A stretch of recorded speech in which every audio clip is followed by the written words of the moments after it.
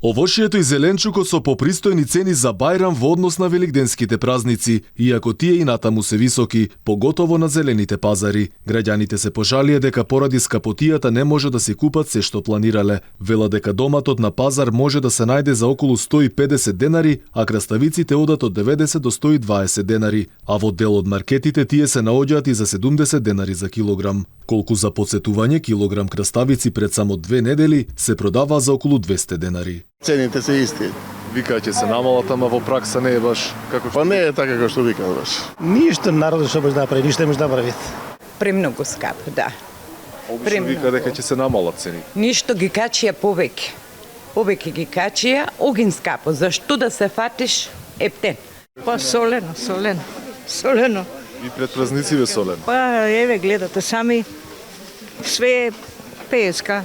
Од 50 ништо нема подале. Така да по едно ќе купиш, нема по 2, по 3.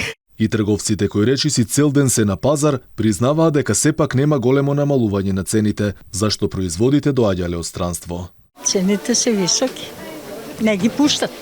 Само изрека е намалени се, а иначе цените се исти. Кромидот плюс бил качен се. Младиот кромид 20 бил качен.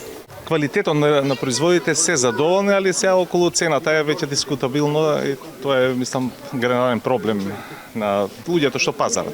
Па види, не може ништо да се поевтини она што е увозно. Значи мора да очекуваме за нашите производи да се поевтинат, а тука мора да ја одигра голема улога државата со некакви субвенции или нешто да направи нешто повеќе од ова до сега што го прави. Инаку мерката за замрзнување на цените на овошјето и зеленчукот истекува кон крајот на месецов. Министерот за економија Крешник Бектеши за следниот месец најави дека се подготвувале нови мерки. Цените на овошјето и зеленчукот овде на зелените пазари ниту во пресред на празниците не бележат некакво поевтинување. За тезгаджиите тие се ефтини, а за муштериите како по обичај тие се скапи. Од владата по кој знае кој пат рекоа дека казни за непочитување на мерката ќе има, ама кога никогаш не кажаа. Според последната изјава на министерот за економија, после празниците ќе ги објавеле имињата на оние кои ја прекршиле одлуката.